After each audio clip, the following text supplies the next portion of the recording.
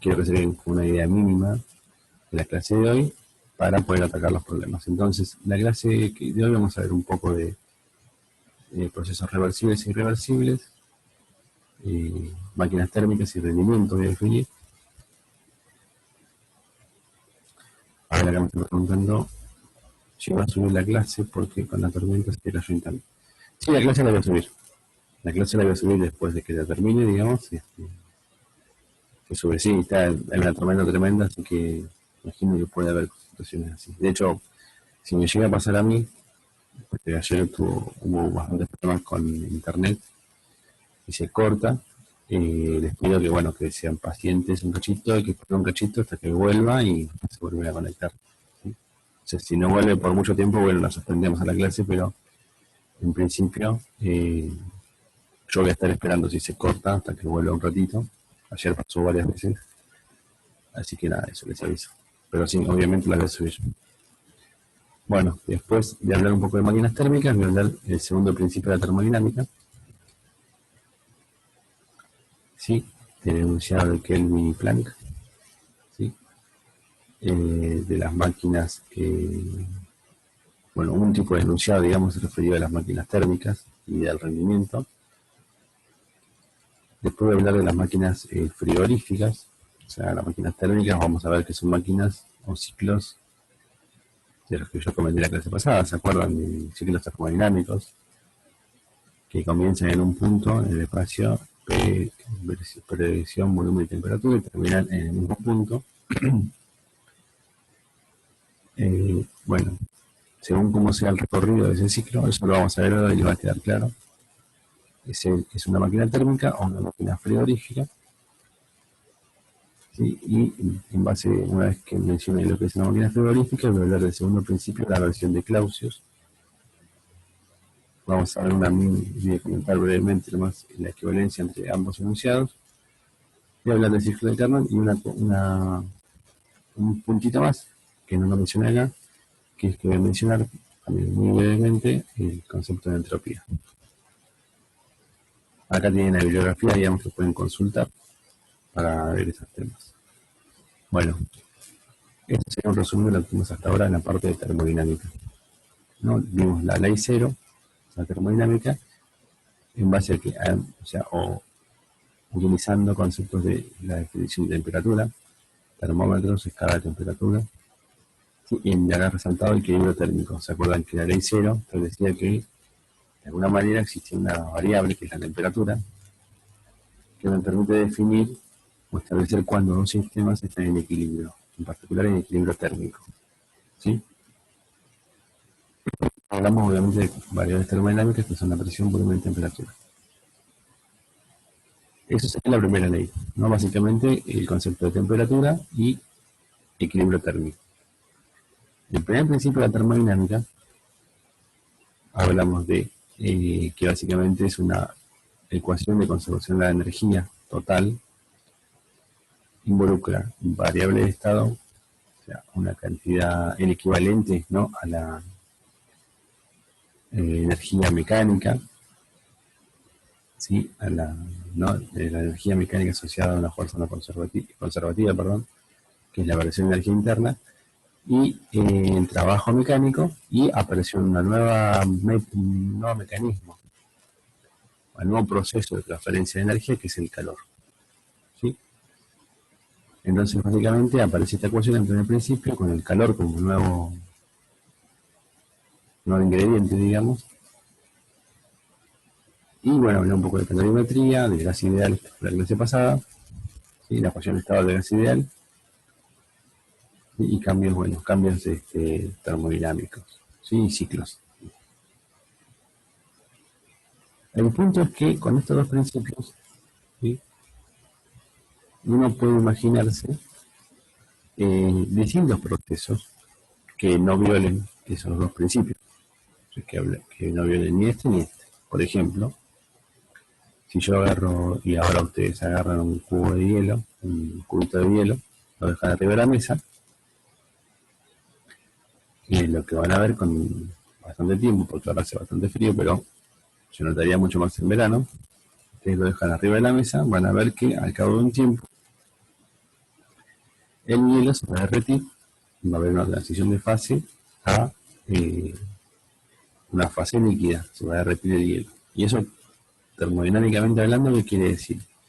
Quiere decir que para que la fase de hielo, que puede estar a 0 grados o a menos grados en la heladera, ¿no?, pase a un estado, digamos, se transforme en agua a, por ejemplo, 20 grados, para que vaya de 0 a 20, lo que tiene que haber ocurrido es que ingrese energía mediante el proceso calor.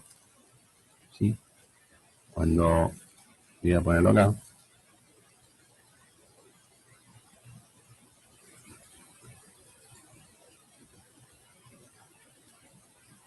¿sí?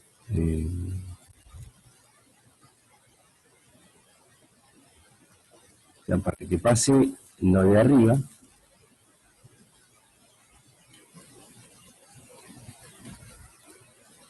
¿sí?, para que pase el proceso que se derrita, básicamente, lo que tiene que ocurrir es que ingrese calor, o sea, ingrese, perdón, energía mediante el proceso calor, ¿sí?, al sistema.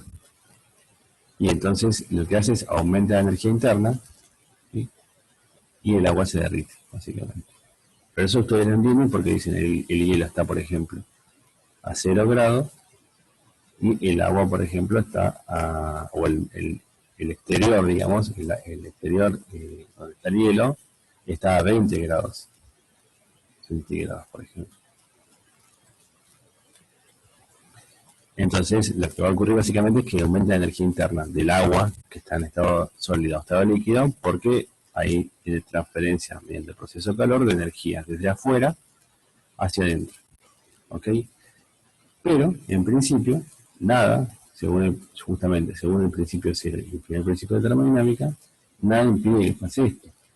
O sea, que yo tenga arriba de la mesa, en las mismas condiciones, no necesariamente a baja temperatura, estoy a 20 grados, tengo agua arriba de la mesa, que el agua espontáneamente, ¿no?, sin ningún tipo de externa, se transforme o pase una fase sólida, se transforme en un cubito de hielo. Porque no pasa nada, digamos. Eso en principio lo único que quiere decir es que si esto está, el agua está a 20 grados, ¿no? Si está a 20 grados, la temperatura del agua está a 20 grados, y tiene que pasar algo que está a 0 grados, tiene que pasar a 0 grados, eso quiere decir que lo que tiene que pasar es que tiene que liberarse energía hacia el exterior mediante el proceso de calor. O sea, tiene que, en vez de ingresar energía, tiene que salir energía. ¿Sí? Básicamente en lo que uno piensa, ¿no?, como libera calor, se saca el calor, hablando mal, y pronto, acá sería, hay transferencia de energía mediante el proceso calor, desde el charco, digamos así, el charco de agua, hacia el exterior y se transforma en hielo. Y eso nuevamente no logra el primer principio, tampoco el principio cero, porque me quiere decir que la energía interna, en este caso el Q sería negativo, y sale, se ingresa es positivo. Si sale negativo, entonces obviamente lo que quiere decir esto, si es negativo, que hay disminución de energía interna. Y eso no dice, de ninguna manera está violando el primer principio. Estoy haciendo el balance energético y todo en principio es posible. Pero uno sabe muy bien que eso no ocurre, digamos, que lo que va a ocurrir en realidad es este de arriba, ¿sí?, y este proceso, que es un proceso en teoría, un proceso de termodinámica viable, no ocurre nunca. Nunca ocurre esto que el agua se transforma en hielo. ¿Sí? O sea, bueno, ese tipo de situación es la que está contemplada en el segundo principio. En un proceso, los procesos termodinámicos, que en principio son válidos según el primer principio de la termodinámica, o sea que delta U igual a Q menos W, puede ocurrir de muchas maneras. No ocurre cualquier proceso en la naturaleza. Ocurre una selección, un subconjunto de procesos posibles. Por ejemplo, entre estos dos, el que ocurre es el de arriba. El de abajo no va a ocurrir nunca. ¿Sí? Esa sería la idea. Antes de eso quiero mencionar brevemente lo que sería un proceso reversible e irreversible. Imagínense que yo dibujé bastantes ciclos o procesos en las dos clases anteriores. Imagínense que voy de un punto I a un punto F, ¿sí? Un punto I a un punto F, ¿sí? O quiero ir de un estado inicial a un estado final, ¿sí? Entonces, yo lo puedo hacer de manera reversible o de manera irreversible. ¿Qué quiere decir eso? Quiere decir que yo, por ejemplo, si estoy en estado inicial y estado final, lo que puedo hacer, este sería el ejemplo. Esperen que me quede correr la pantalla.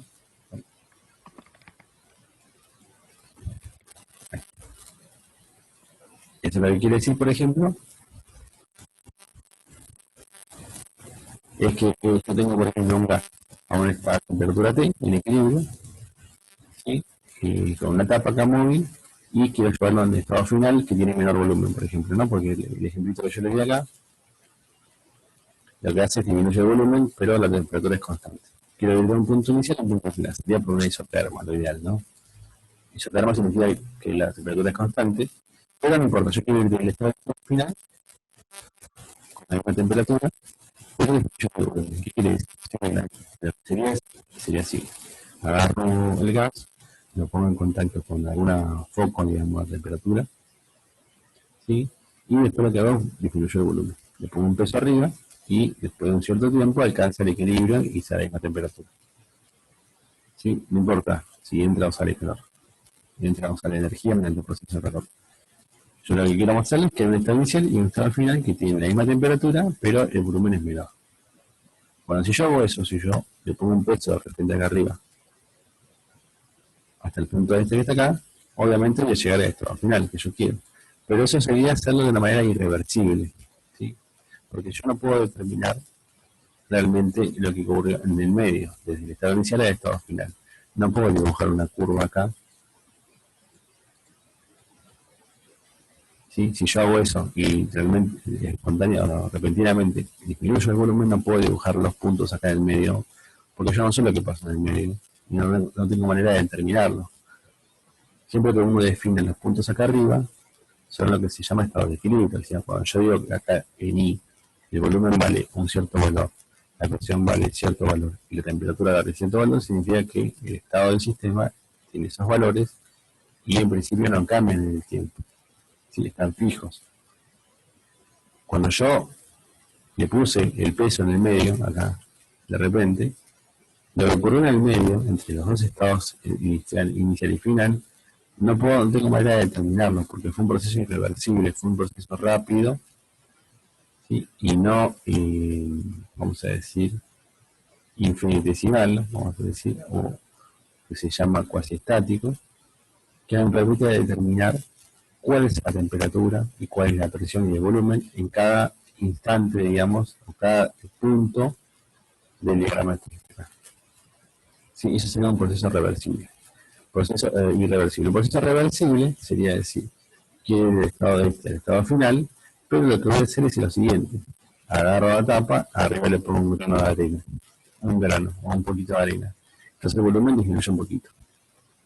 Espera un ratito, disminuyó muy poquito el volumen, mide la presión y el volumen. Listo, lo guardo acá.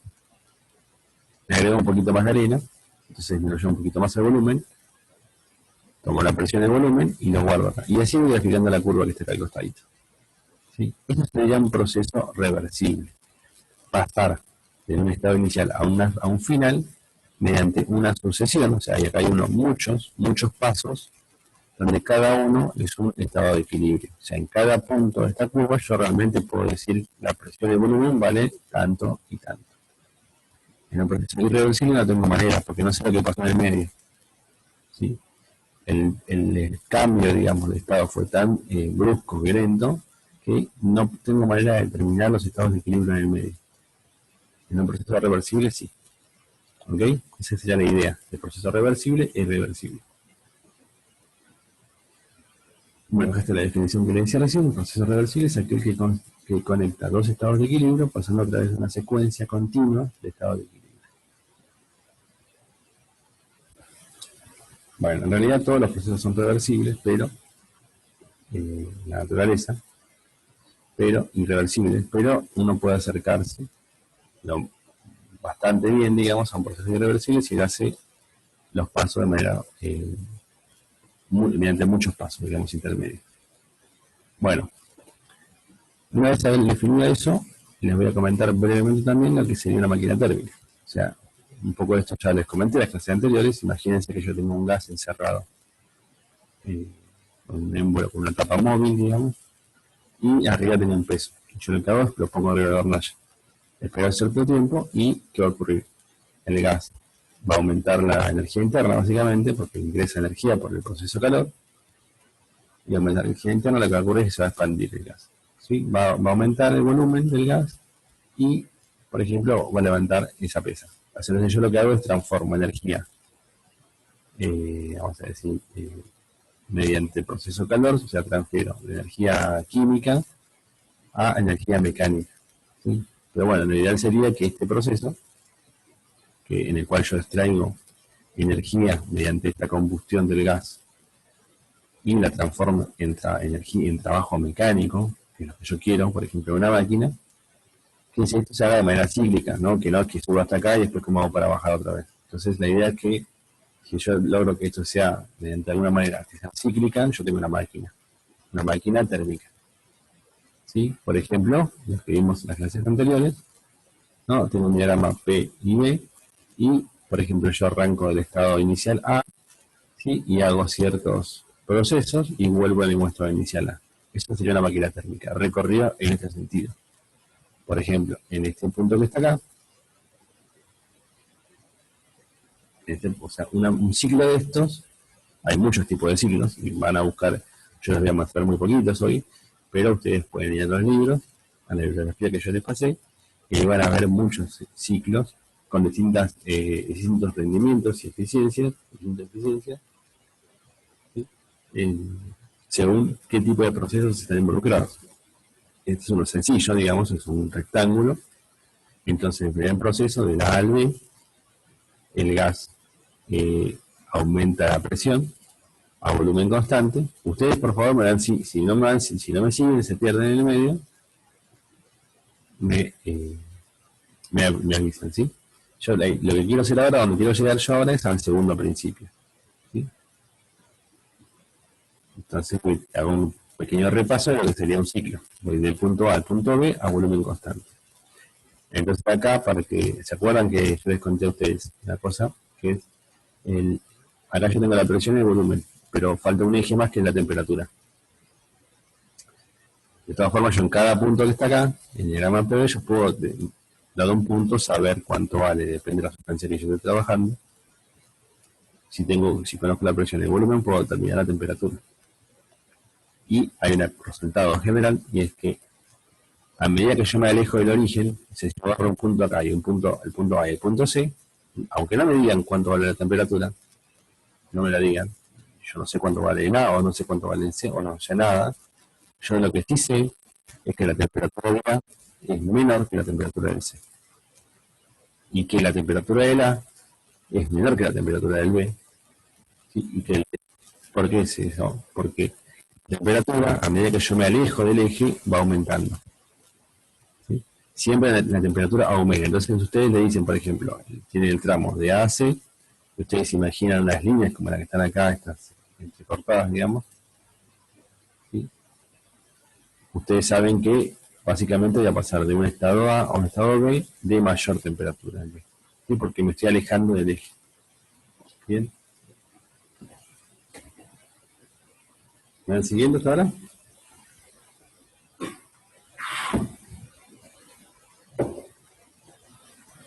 Bueno, me están avisando que hay cortes, así que obviamente no hay problema si salen o no entran. Bueno, entonces desde el punto A tengo ese volumen constante. Después, bueno, acá, digamos, para aumentar como ese volumen constante no hay trabajo, el trabajo vale 0. Acá no lo puse, pero a ver si lo pongo acá. No lo puse. Acá el trabajo vale 0 porque el volumen es constante. Y ingresa, como aumenta la temperatura, digamos, básicamente ingresa energía mediante el proceso calor. Acá está señalado por el Q1 que tiene la flecha hacia adentro. Eso quiere decir que ingresa energía. Cuando voy del B al C, nuevamente aumenta la temperatura. Sí hay trabajo ahora, porque hay un P diferencial, un P por delta B, a presión constante. ¿Sí? Hay trabajo, pero también hay ingreso de Q, porque aumenta nuevamente la temperatura. ¿Sí? En la parte C, finalmente, es una compresión. O sea, perdón, la compresión no, un proceso isobárico, un proceso isocórico, a volumen constante, en el cual disminuye la presión, ¿sí?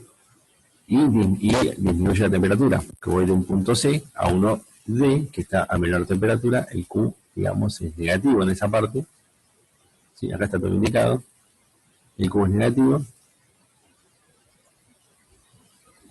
y finalmente tengo la parte final, en el cual disminuye el volumen a presión constante. Bien, eso sería un proceso cíclico, o un ciclo, digamos, compuesto por dos procesos a volumen constante y dos a presión constante.